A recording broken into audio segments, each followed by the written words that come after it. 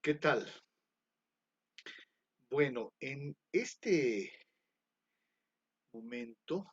dentro de esta conferencia, vamos a tratar de abordar un tema no muy largo. Probablemente este asunto lo tratemos en pocos minutos, espero que sí, pero eh, quiero señalar que evidentemente es un tema de también significativa importancia. Lo hemos dejado obviamente como un aspecto a tratarlo de manera separada porque es muy común confundir ciertos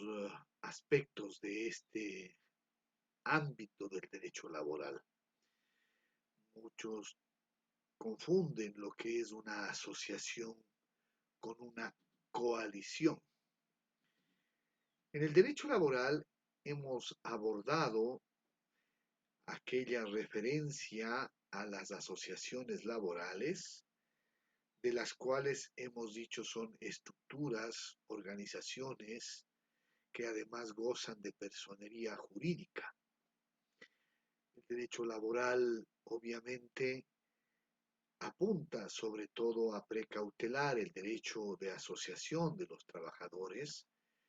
hemos dicho un derecho humano relevante, pero no se limita a eso. Admite también que la defensa de los derechos de los trabajadores no necesariamente ha de requerir de asociación. Es decir, no ha de requerir siempre ni ha de estar siempre dependiendo de la posibilidad de la existencia de una persona jurídica. Frente a los evidentes eh, hechos que demuestran que a los trabajadores no siempre les es posible constituir personas jurídicas y contar con ellas para la defensa de sus derechos, es probable que ellos también puedan defender sus intereses justamente aún sin la personería jurídica, sin la persona jurídica y valiéndose de su capacidad de actuar colectivamente. Justamente en pos de esa posibilidad de actuación colectiva es que aparecen las coaliciones obreras. Y dicho en sentido estricto, históricamente así ha sido. En primer lugar, los trabajadores han tenido coaliciones, uniones, de hecho, que indudablemente han servido y han permitido la defensa de esos intereses obreros. Recuerden ustedes que cuando hablábamos de la etapa de tolerancia decíamos, si bien es cierto, todavía las asociaciones no han podido existir amparadas por la ley, el derecho todavía no reconocía, a pesar de que ya los trabajadores actuaban, la norma todavía seguía teniendo a la figura de la reunión de los trabajadores incluso como un delito que, si bien es cierto, estaba consignado en la legislación, pero ya la autoridad no lo perseguía y por eso mismo entonces en esa etapa de la tolerancia el hecho asociativo todavía no es un derecho amparado positivamente, más se actúa entonces en estas coaliciones, en estas uniones que justamente van a ser las que permiten esta actuación de los trabajadores en defensa de sus intereses. Históricamente entonces las coaliciones son eso, son estas asociaciones, estas no en el sentido jurídico que habíamos mencionado, sino estas uniones, estas coaliciones que se forman en el interés de justamente juntar a colectivos de obreros para defender sus derechos o para inclusive reclamar determinados aspectos que no teniendo entonces la posibilidad de ser reclamados por una persona jurídica, se posibilitan, lo hagan estas coaliciones. Dicho en términos, si se quiere, de una definición, la coalición viene a ser esa unión que se produce, de hecho, sin que exista efectivamente una persona jurídica o un estatuto que guíe la existencia de ese colectivo obrero.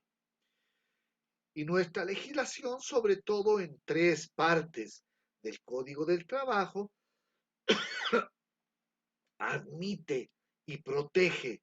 la existencia de esas coaliciones obreras.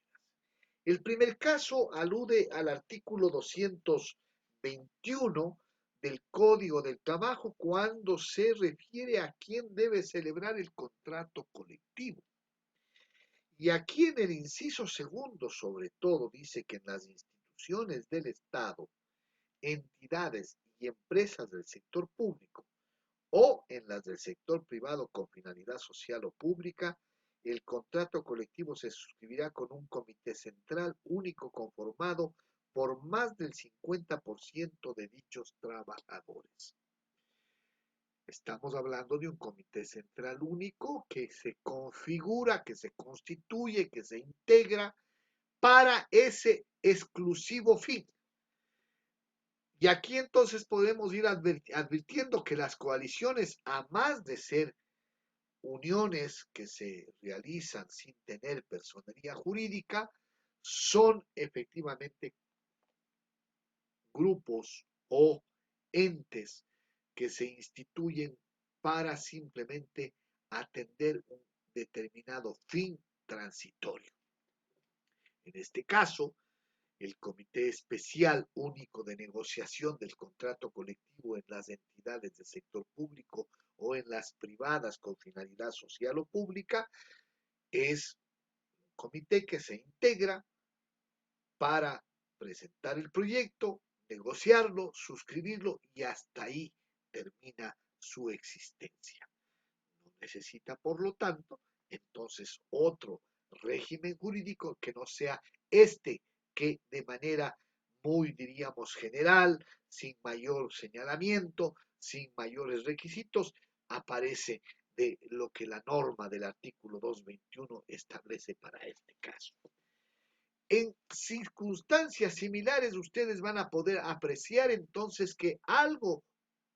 igual ocurre en el caso de los artículos 512 y del artículo 527 del Código del Trabajo.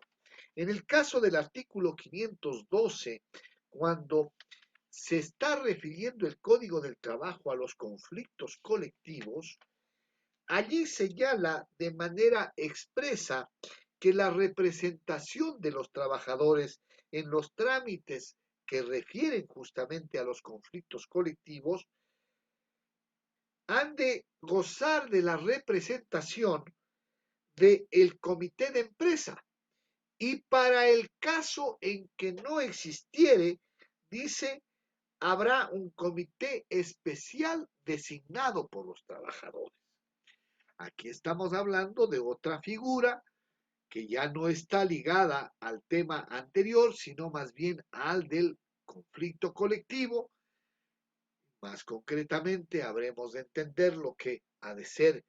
para el caso del pliego de peticiones, y en este sentido, entonces, este comité especial se integra, obviamente, con el mismo requisito que el comité de empresa, pero para actuar temporalmente en el trámite de un pliego de peticiones.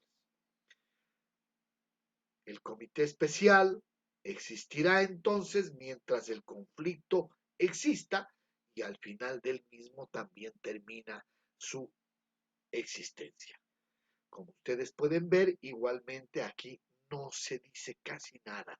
respecto de qué se ha de entender como comité especial, no dice nada respecto de su régimen jurídico. Habremos de entender que la potestad de representación que nace en favor de este comité especial obviamente surge de la ley y consecuentemente apenas con el requisito de número que se le condiciona, ha de poder existir. Y claro, ha de entenderse que si nace para intervenir en el comité, perdón, en el pliego de peticiones, en el trámite del pliego de peticiones,